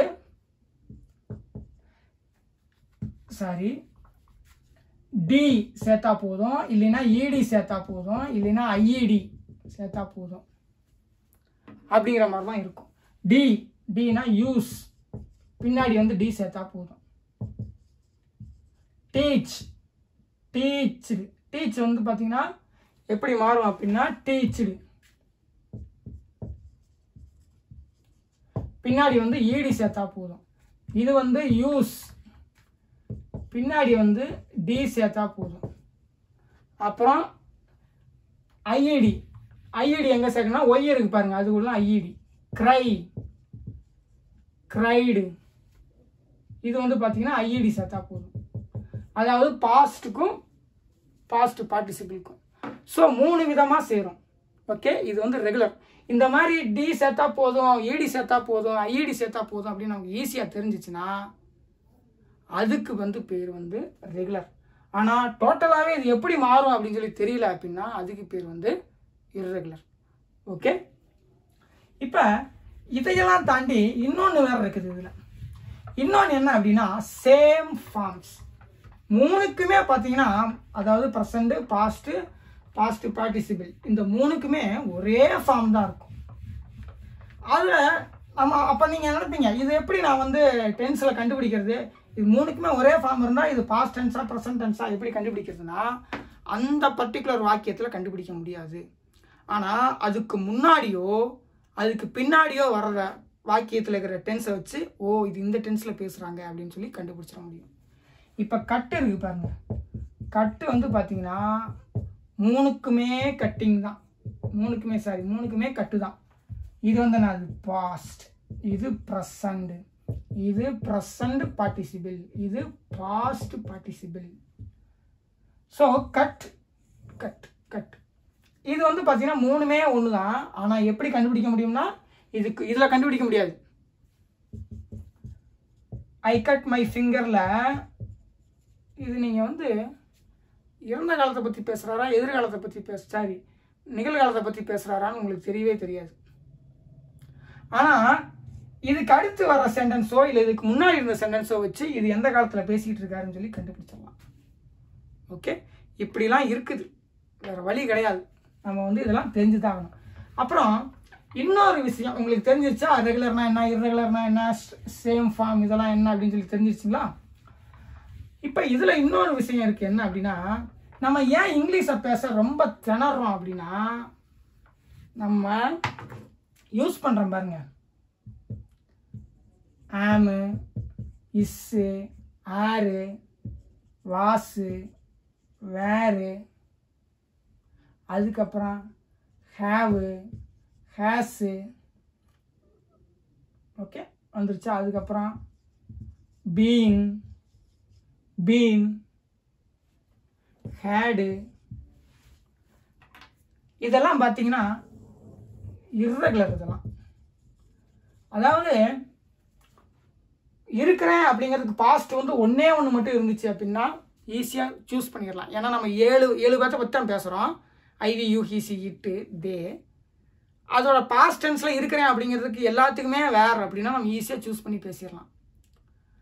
அதே அதோட பாஸ்ட் டென்ஸில் ஹேவ் வந்து எல்லாத்துக்கும் ஹேடு அப்படின்னா ஈஸியாக சூஸ் பண்ணி பேசிடலாம். அங்கே ஹேடு மட்டும்தான் ஓகே. ஆனால் ஸ்ட்ராங் வெர்ப்ஸு, சாரி, இந்த இர்ரெகுலர் வெர்ப் இருக்குது பாருங்க, ஐ ஹாவ் டாட், டீச் கிடையாது, டீச்சர் கிடையாது, ஐ ஹாவ் டாட், இந்த மாதிரி இர்ரெகுலராக இருக்கும். இந்த இதில் பார்த்தீங்கன்னா ஐ ஹேட் டாட்டில் நம்ம என்ன நினைப்போம், டீச்சர்னு ஈஸியாக வந்துச்சுன்னா போட்டுடலாம். ஆனால் இங்கே டாட், இந்த மாதிரி இர்ரெகுலர் நம்மளே டென்ஷன் பண்ணும். சரி, இதுதான் அப்படின்னா இதுவும் டென்ஷன் பண்ணும். ஐ வாஸ் போட வேண்டிய சூழ்நிலை இருக்கும். ஆனால் அதில் இன்னொன்று இருக்குது, வேறு இருக்குது, அது வந்து பர்டிகுலர் புளூரல் இதுக்கு தான் போடணும். இந்த மாதிரி நம்ம மெயினாக யூஸ் பண்ணுறது, டெய்லியும் மெயினாக யூஸ் பண்ணுறது, அடிக்கடி யூஸ் பண்ணுறது எல்லாமே இர்ரெகுலர். இங்கிலீஷை நம்ம கஷ்டப்படுறதுக்கு மிகப்பெரிய காரணமே நம்ம ரெகுலராக யூஸ் பண்ணுற எல்லா வெர்ப்ஸுமே irregular. Come, came, come, irregular. Give, gave, given, irregular. இதெல்லாம் ரெகுலராக யூஸ் பண்ணுறது. Eat, ate, eaten, irregular. ஆனால் அதுவே வந்து ஈடியோ இல்லை டியோ சேர்க்குற மாதிரி ரெகுலராக இருந்துச்சுன்னா நமக்கு எல்லாமே சூப்பராக இருந்திருக்கும். இந்த மாதிரி நம்ம அதாவது சின்னதாக சேர்க்க போகிற ஆம்னா என்ன சொல்லியிருக்கேன், சின்னதாக தான் அது ரெகுலராக யூஸ் பண்ணுறதுனால அது சின்ன வார்த்தையாக தான் இருக்கும். சின்ன வார்த்தையாக இருந்தாலும் இர்ரெகுலராக இருக்கிறதுனால தலைவலியாக கிடக்குது. இது பார்த்தீங்கன்னா பெரிய வார்த்தையாக இருந்தாலும் நம்ம ரெகுலராக யூஸ் பண்ணுற வார்த்தையும் இர்ரெகுலராக இருக்கிறதுனால அதுவும் தலைவலியாக இருக்குது. ஸோ இந்த இர்ரெகுலர் வெர்ப்ஸ் வந்து நம்மளை இம்சை கொடுக்குற மிகப்பெரிய தலைவலி பிடிச்ச வெர்பு. அப்படி இர்ரெகுலராக இருக்கிறது ஏதோ நம்ம வேறாக யூஸ் பண்ணுற வெர்பு தான் இர்ரெகுலராக இருக்குது அப்படின்னு சொல்லி பார்த்தா நமக்கு அது கவலையே கிடையாது. நம்ம ரெகுலராக எப்போ பார்த்தாலும் யூஸ் பண்ணிகிட்டு இருக்கிற இந்த ஆமு, இஸ்ஸு, வாசு, வேறு, ஹேவ்ஸு ஹேவ் ஹேட்லாம் இதுக்கு வந்தால் இதுதான் போடணும் அப்படின்னு பர்டிகுலராக இருக்குது. ஆனால் அது பார்த்தீங்கன்னா நிறையா விதம் இருக்குது. இது எல்லாத்துக்குமே அர்த்தம் என்ன இருக்கிறேன் தான். ஆனால் அது இதுக்கு மட்டும்தான் யூஸ் பண்ணணும், இதுக்கு மட்டும் தான் யூஸ் பண்ணணும் அந்த ரூல் இருக்குங்கிறதுனால கஷ்டமாக இருக்குது. ஓகே, இப்போ அதாவது சொல்கிறேன் பாருங்க, பி அப்படிங்கிறது பியை பார்த்தீங்கன்னா ஆம் அப்படிங்கிறது பாஸ்ட் டென்ஸில் ஆம்டுன்னு இருந்துச்சுன்னா ஈஸியாக இருந்திருக்கும். ஆனால் பாஸ்ட் டென்ஸில் என்ன இருக்குது, வாஸாக இருக்குது. அதுவும் குறிப்பிட்டதுக்கு தான் யூஸ் பண்ண முடியும், இன்னொன்றுக்கு வந்தால் வேர் யூஸ் பண்ணணும். ஓகே, ஸோ இந்த மாதிரி இர்ரெகுலர் நம்ம ரெகுலராக யூஸ் பண்ணுற எல்லா இங்கிலீஷ் வெர்பும் கிட்டத்தட்ட 90% ஆஃப் த இங்கிலீஷ் வெர்ப்ஸ் பார்த்தீங்கன்னா நம்ம டெய்லி யூசேஜில் வந்து இர்ரெகுலர்.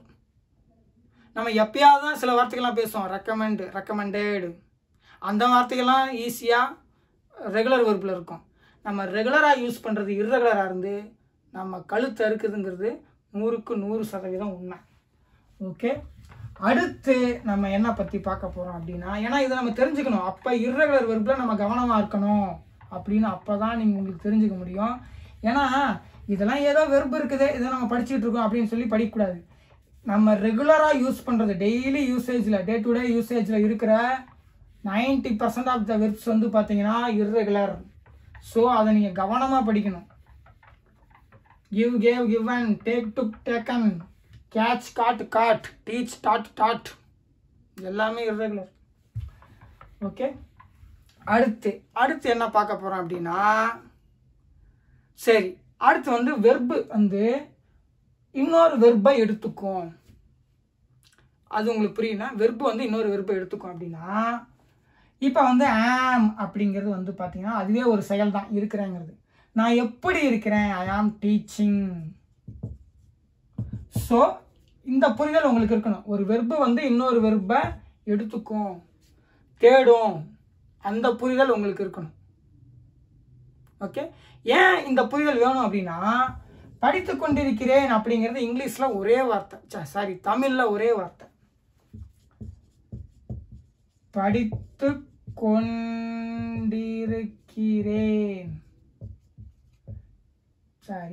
ரேவை பிரிச்சு எழுதக்கூடாது, ரேன். படித்து கொண்டிருக்கிறேன் இது ஒரே வார்த்தை, ஆனால் இதுக்குள்ள 2 ஆக்ஷன்ஸ் இருக்குது. இது வந்து தமிழ், ஆனால் இது வந்து பார்த்தீங்கன்னா இங்கிலீஷில் 2 ஆக்ஷன் இருக்குது, ஆனால் 2ம் தனித்தனியாக பிரிஞ்சுதான் இருக்குது. இது தெளிவாக தெரியுது, இது ஒரு ஆக்ஷன் இது ஒரு ஆக்ஷன். ஆனால் தமிழில் 2 ஆக்ஷன் இருந்தாலும் அது ஒரே வார்த்தையாக இருக்கிறனால நம்ம என்ன நினச்சிக்கிறோம்னா, ஒரு வெர்பு இன்னொரு வெர்பை அடுத்த வார்த்தையில் எடுத்துக்காது அப்படிங்கிற மைண்ட் செட்டுக்கு வர்றோம். ஏன் அப்படின்னா நம்ம அந்த மாதிரி கிராமரை பார்த்து பழகிட்டோம். திடீர்னு ஆமுக்கு அடுத்து டீச்சிங் வருது, எப்படி இந்த வெர்பு ஸ்ட்ரிங்லாம் எழுதுறாங்க அப்படின்னு குழப்பம் வரும். ஹேவ் பீன் ஸ்டடியிங், எப்படி 3 வெர்பு ஒன்றா வருது அப்படின்னு குழப்பம் வரும். தமிழில் 3 வெர்பும் ஒரே வார்த்தையாக இருக்குது, படித்து கொண்டே இருக்கிறேன். இது ஒரே வார்த்தையாக இருக்கிறனால அப்போ ஒன்றா தானே ஈஸியாக இருக்கும், ஏன் இப்படி 3 போட்டு சாவடிக்கிறாங்க அப்படிங்கிற மாதிரி இருக்கும். ஆனால் நமக்கு தெரியணும், தமிழ்லையும் அந்த மாதிரி 3 ஆக்ஷனையும் கம்பைன் பண்ணி ஒரே வார்த்தையாக இருக்குது. ஓகே, அது ரொம்ப ரொம்ப முக்கியம். ஸோ ஒரு வெர்பு வந்து இன்னொரு வெர்பை எடுத்துக்கொள்ளும். இங்கே வந்து பார்த்தீங்கன்னா ஒரே வெர்பு தான் அப்படின்னு சொல்லி நம்ம ஃபீல் பண்ணி அப்படி தான் நம்ம யோசிப்போம். இங்கே பார்க்கும்போது இந்த வெர்பு எப்படி இந்த வெர்பை எடுத்துக்குது, இந்த வெர்பு எப்படி இந்த வெர்பை அடுத்தடுத்த வார்த்தைகளில் போகுது அப்படின்னு சொல்லி கன்ஃபியூஸ் ஆகக்கூடாது. இங்கிலீஷில் ஒரு வெர்பு இன்னொரு வெர்பை எடுத்துக்கும், ஆனால் 2ம் வந்து பார்த்தீங்கன்னா முட்டிக்கூடாது. தட் மீன்ஸ் இப்போ வந்து பார்த்தீங்கன்னா ஒரு ப்ரெசன்ட் டென்ஸ் வெர்பை போடக்கூடாது. ஒரு ஐ ஈட் அப்படின்னு சொல்லி போட்டு ஒரு பாஸ்ட் பார்ட்டிசிபிள் போடக்கூடாது. ஐ ஈட் ஹேவன், சரி ஐ ஈட் கிவன். இது பார்த்தீங்கன்னா ப்ரெசன்ட் டென்ஸ் வெர்பு, இது பாஸ்ட் பார்ட்டிசிபிள். இந்த மாதிரி சம்பந்தமே எல்லாம் போடக்கூடாது. ஒரு ஆக்ஷன்னா அதில் வந்து ஒரு ஃப்ளோ இருக்கணும். ஓகே, அப்படி பண்ண முடியல, இந்த வெர்பை மூவ் பண்ண முடியல, இங்கே சப்ஜெக்ட் இருக்கிற மாதிரி இருக்குது, ஆனால் அடுத்த வெர்பை அந்த சப்ஜெக்டால் செய்ய முடியல, அது பாஸ்ட் பார்ட்டிசிபிளுக்கு கொண்டு போயிடும். அது வந்து பேசிவ் வாய்ஸுக்கு கொண்டு போயிடும். தப்பாக சொல்லிட்டேன், அது வந்து பேசிவ் வாய்ஸுக்கு கொண்டு போயிடும். ஒரு சப்ஜெக்ட் இருக்குது அப்படின்னு சொல்லி சொன்னதுக்கப்புறமும் அது மூவ் பண்ண முடியல அப்படின்னா அது வந்து பேசிவ் வாய்ஸுக்கு கொண்டு போயிடும். ஓகே, அதனால இந்த மாதிரி ரெண்டு வெர்பும் ஒன்றுக்கு ஒன்று சம்மந்தமே இல்லாமல் இந்த அதாவது இருக்கேன் அப்படிங்கிற ஒரு செயலை செஞ்சுட்டு இருக்கேன்னு சொல்லுது இந்த இது. இப்போ ஏன் இதை சேர்க்க முடியாது அப்படின்னா ஐ ஈட் கிவன் ஏன் சேர்க்க முடியாதுன்னா இங்கே நான் சாப்பிட்டுட்டு இருக்கேன்னு சொல்கிறேன், அப்புறம் சம்மந்தமே இல்லாமல் கிவன்னா கொடுத்து அதுவும் காலமே இல்லாத ஒரு சொன்னோம்னா. ஸோ இந்த மாதிரி சம்மந்தமே இல்லாமல் சேர்க்கக்கூடாது. அடுத்தடுத்த வார்த்தைகள்லாம் அந்த சப்ஜெக்ட் வந்து ஒரு செயலை செய்யணும். அப்படி செய்ய முடியலையா சூழ்நிலை வந்தாலும் அதை யாராவது ஒருத்தவங்க செய்யிருக்காங்க அப்படிங்கிறது வரணும். அப்போ இங்கே சப்ஜெக்ட் இருக்குது, அந்த செயலை செஞ்சுட்டு இருக்குன்னு காமிச்சிட்டோம். இங்கே ஆம் போடல, ஜஸ்ட் இருக்குன்னு போடல. ஜஸ்ட் இருக்குன்னு சொல்லி போட்டால் ஒரு செயலை யாரோ செய்கிறாங்க அப்படின்னு சொல்லி சொல்லலாம். ஐ ஆம் கிவன் ₹1000னா நான் இருக்கேன் அதாவது ஜஸ்ட் இருக்கேன்னு சொல்லியிருக்கேன். அப்போ இந்த செயலை வந்து யாரோ செய்கிறாங்கன்னு சொல்ல முடியும். ஆனால் ஐ ஈட் கிவன் சொல்ல முடியாது. ஏன்னா நானே பெரிய செயலை செஞ்சுக்கிட்டு இருக்கேன், நானே ஆக்டிவ். அப்புறம் எப்படி சம்மந்தம்லாம் இன்னொன்று போட முடியும்? புரியுதுங்களா? ஆனால் இங்கே நான் ஆக்டிவ் கிடையாது, ஜஸ்ட் இருக்கேன். ஹேவும் ஆமும் ஆக்டிவ் கிடையாது, ஜஸ்ட்டு வச்சுருக்கேன், ஜஸ்ட்டு இருக்கேன். அதுக்கடுத்த வார்த்தைகளை அது ஆக்டிவாக இல்லையான்னு சொல்லி காட்ட முடியும். ஆனால் இங்கே ஈட்டே ஆக்டிவாக இருக்குது, அப்புறம் அது போட முடியாது. ஸோ இந்த மாதிரி வந்து ஆப்போசிட்டாக போட்டு அந்த சென்டென்ஸை வந்து கன்ஃபியூஸ் பண்ணக்கூடாது. அது வந்து அந்த வார்த்தையை எடுத்துக்காது. அதாவது தட் மீன்ஸ் நம்ம வந்து சொல்கிறோம், நம்ம சப்ஜெக்ட் ஆக்டிவாக இருக்குன்னு ஈட்டில் சொல்லிட்டோம், அது செயலை செஞ்சுட்டு இருக்குன்னு. அதுக்கப்புறம் சம்மந்தமே இல்லாமல் கிவனை போட்டோம்னா புரியாது. ஓகே, அந்த செயலை வந்து அந்த செயலுக்கும் சப்ஜெக்ட்டுக்கும் சம்மந்தமே இல்லாத மாதிரி இருக்கும். ஓகே, இந்த மாதிரிலாம் நீங்கள் வந்து தெளிவாக புரிஞ்சுக்கணும். ஒரு சப்ஜெக்ட் அப்படின்னா அது செயலை செய்யுது அப்படின்னா அதுக்கடுத்து, அதாவது அங்கே இருக்கிற செயலை வந்து அது ஆக்டிவாக செய்யுது அப்படின்னு சொன்னால் அதுக்கடுத்து பார்த்தீங்கன்னா இன்னொரு செயலை போட்டு இந்த செயலை செய்கிறது யார் அப்படின்லாம் நம்ம கொண்டு வர முடியாது. அதே நேரத்தில் அந்த சப்ஜெக்ட் வந்து ஐ ஆம் கிவனில் இந்த சப்ஜெக்ட் ஜஸ்ட் இருக்குது, எந்த ஒரு பெரிய செயலையும் ஆக்டிவாக செய்யலை. அப்போ அடுத்து வர அந்த செயல் வந்து கிவன்கிறது பாஸ்ட் பார்ட்டிசிபிளில் இருக்குது. இங்கே சப்ஜெக்ட் இருந்தும் இருக்க நிலைப்படுத்தியும் இது வந்து பாஸ்ட்டுக்கு போயிடுச்சு அப்படின்னா இந்த செயலை இந்த சப்ஜெக்டால் செய்ய முடியல. அப்போ இந்த செயலை செய்கிறது யாருன்னா, அதாவது ஐ ஆம் கிவன் ₹1000 பை ஹிம் அப்படின்னு சொல்லி போட முடியும்.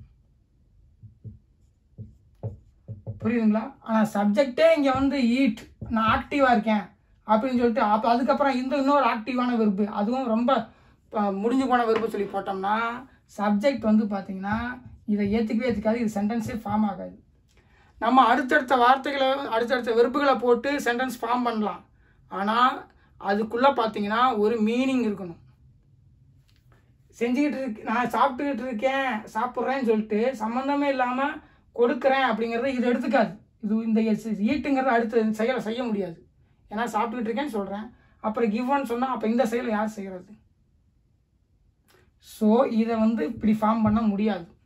ஓகே, அதே நேரத்தில் நான் இருக்கேன், ஐ ஹாவ் பீன், எப்படி இருக்கீங்க அப்படின்னு சொல்லி அப்போ வந்து வேணால் இன்னொரு வெர்பை போட்டு இந்த செயலை யார் செய்கிறான்னு சொல்லி சொல்லலாம். சப்ஜெக்டே இங்கே ஆக்டிவாக இருக்கும்போது இன்னொரு வெர்பை சம்மந்தமே இல்லாத வெர்பை போட முடியாது. ஓகே, அதெல்லாம் வந்து பார்த்தீங்கன்னா தெளிவாக உங்களுக்கு புரியணும். அப்போ தான் நமக்கு வந்து பார்த்தீங்கன்னா சென்டென்ஸ் மேக்கிங்கில் எரரே வராது. இல்லை அப்படின்னா நம்ம கூட்டாம்பாக்கில் படிச்சுட்டு ஃபார்முலா படி தான் நம்ம வந்து பேசிகிட்டு இருக்கணும். அது வந்து பார்த்தீங்கன்னா வந்து ஒரு ஸ்லோனஸாக இருக்கும். இங்கிலீஷ் வந்து நமக்கு பேசவே கடுப்பாக இருக்கும். ஏன்னா அந்த லாங்குவேஜோட புரிதல் இல்லாமல் நம்ம பேசிகிட்டு இருந்தோம் அப்படின்னா ரொம்ப கஷ்டம். ஓகே, ஆனால் இன்னும் சில விஷயங்கள் நீங்கள் புரிஞ்சுக்கணும். வெர்பு வந்து பார்த்தீங்கன்னா ஒரு ஆப்ஜெக்டை எடுத்துக்கும். இப்போ நான் சொன்னேன் பாருங்கள், ஒரு வெர்பு வந்து இன்னொரு வெர்பை எடுத்துக்கும். ஓகே, ஆனால் அந்த வெர்பில் வந்து பார்த்தீங்கன்னா ஒரு கண்டினியூட்டி இருக்கணும்.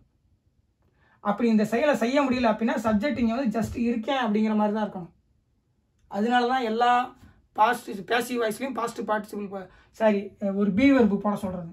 சப்ஜெக்டை இருக்கேன்னு சொல்லிட்டு அதுக்கப்புறம் தான் நீங்கள் வந்து அதை செயலை செய்ய முடியல அப்படின்னு சொல்லி காட்டணும். சப்ஜெக்ட் ஆக்டிவாக இருக்கேன்னு சொல்லி போட்டு அவங்க வந்து நீங்கள் வந்து மறுபடியும் இன்னொரு ஆக்டிவான அது பாஸ்ட் முடிஞ்சு போன செயலை போட முடியாது. ஓகே, எப்படி பேசிவ் வாய்ஸ் கன்ஸ்ட்ரக்ட் பண்ணுறாங்க அப்படிங்கிறதுக்கானது. ஏன்னா எல்லாமே வெர்பு தானே, ஈட்டும் கிவன் எல்லாம் வெர்பு தான். ஆனால் இதை ஏன் ரெண்டும் ஒரே சென்டென்ஸில் போட முடியல அப்படிங்கிறது நீங்கள் தெரிஞ்சுக்கணும் அதுக்காக. ஏன்னா இது வந்து கிளாஸ் வந்து வெர்ப்ஸ் கிளாஸ். இப்போ அடுத்து பார்த்தீங்கன்னா ஒரு ஐ ஈட் ஏ மேங்கோ. ஒரு வெர்பு வந்து ஒரு நவுனையும் எடுத்துக்கும். நான் என்ன சாப்பிட்றேன், மாங்காய் சாப்பிட்றேன் அப்படிங்கிறதையும் எடுத்துக்கும். அப்போ இந்த மாதிரி ஒரு வெர்பு வந்து ஒரு நவுனை எடுத்துக்குது அப்படின்னா, அதாவது இந்த வெர்பால் இந்த மேங்கோ அஃபெக்ட் ஆகுது. என்ன செய்கிறேன், அப்போ அந்த மாங்காய் சாப்பிட்றேன்னு வரும். ஸோ இந்த வெர்புக்கும் மாங்காய்க்கும் தொடர்பு இருக்குது, இந்த செயலுக்கும் மாங்காய்க்கும் தொடர்பு இருக்குது, ஈட்டு சாப்பிட்றேன் அப்படிங்கிற செயலுக்கும். அப்போ இப்படி தொடர்பு இருக்கிறத வந்து என்ன சொல்கிறாங்க அப்படின்னா object, subject, verb, object, S + V + O. ஆக்சுவலாக ஃபார்முலா போடக்கூடாது, இருந்தாலும் உங்களுக்கு புரியணும் அப்படிங்கிறதுக்காக சொல்கிறேன். ஓகே. அப்போ இந்த வெர்பு பார்த்தீங்கன்னா என்ன சொல்கிறாங்க அப்படின்னா ஒரு ஆப்ஜெக்டை எடுத்துக்கும். அதாவது டிரான்சிட்டிவ் வெர்பு.